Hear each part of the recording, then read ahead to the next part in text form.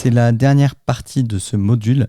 Comment investir même quand on est dépensier, le plan qui m'a permis d'investir très rapidement. Première chose, moi j'ai jamais rien réussi à mettre de côté. Depuis que je travaille quand j'étais infirmier, je n'avais jamais réussi à mettre de côté. Quand j'ai voulu investir dans les cryptos, je me suis dit il faut que je change ma façon de faire. C'est pas possible. J'ai toujours été dépensier et je m'en suis voulu parce que j'aurais pu investir beaucoup plus dans les bitcoins il y a 2 ans. Donc je me suis dit il faut que je change. Donc chaque début de mois, 5 à 10% de mon salaire, j'achetais directement du bitcoin dessus. C'est la première chose que je faisais. Je déterminais une certaine portion de mon salaire que je voulais investir. Et la première chose que je faisais, avant même de payer mon loyer, mes factures, mes charges, j'achetais du bitcoin. C'était pour moi la priorité numéro 1. Ensuite, je payais, moi je suis quelqu'un qui paye toujours son loyer avant et ses charges, comme ça, il n'y a plus à le faire. Mais c'est dans son livre Père riche, Père pauvre, Robert Kiyosaki explique très bien que vous devez vous payer en premier. C'est-à-dire que j'estime que acheter du bitcoin, c'est me payer en premier. Avant même de payer vos charges, votre loyer, vous devez vous payer en premier. Si vous avez une entreprise, on a l'habitude de dire il faut d'abord payer ses charges, ses employés et tout. Robert Kiyosaki, il fait l'inverse. Il se paye en premier.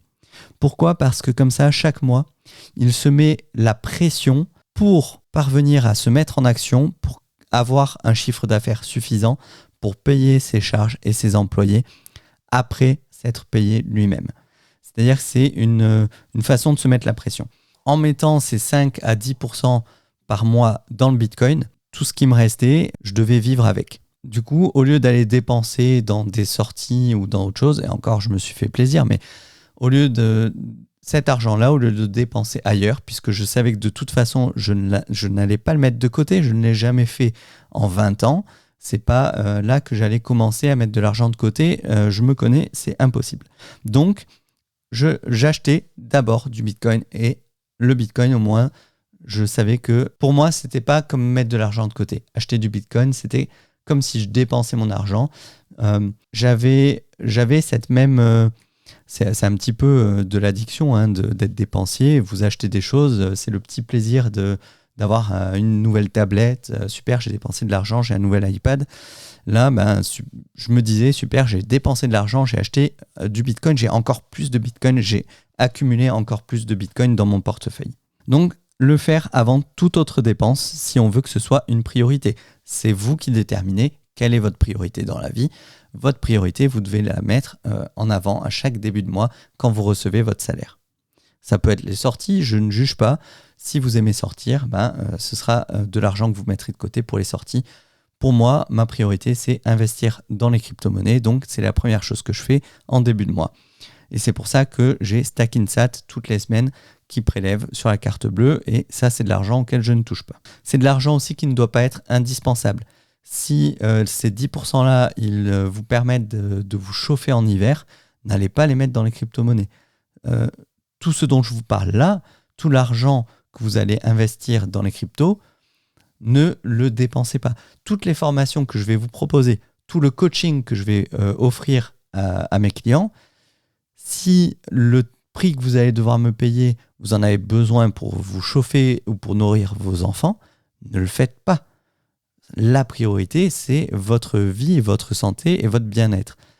Mais au-delà de ça, si c'est la pyramide de Maslow, si les premiers besoins de la pyramide de Maslow, ils sont pourvus, c'est-à-dire boire, manger, avoir chaud et avoir un toit au-dessus de la tête, à ce moment-là, vous pouvez commencer à revoir les priorités secondaires, on va dire. Et enfin, je terminerai ce module avec une citation que vous allez souvent entendre, c'est « No risk, no reward », c'est-à-dire pas de risque, pas de récompense.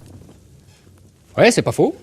Effectivement, gagner de l'argent dans les crypto-monnaies, ça implique de prendre des risques que vous devez mesurer, que vous devez prendre en votre âme et conscience. C'est pas moi qui vous dirai quoi acheter et à quel moment et pour quelle quantité. Ça, c'est hors de question. Je peux vous dire ce que moi je fais, mais ce que vous allez faire, c'est votre propre responsabilité et vos pertes sont vos pertes et vos gains seront vos gains. C'est vous-même qui allez vous faire gagner ou vous faire perdre de l'argent. Voilà, J'espère que ce deuxième module vous a plu également. Dans le troisième module, on se retrouve pour parler de la pratique, comment acheter ses premiers bitcoins et où les acheter.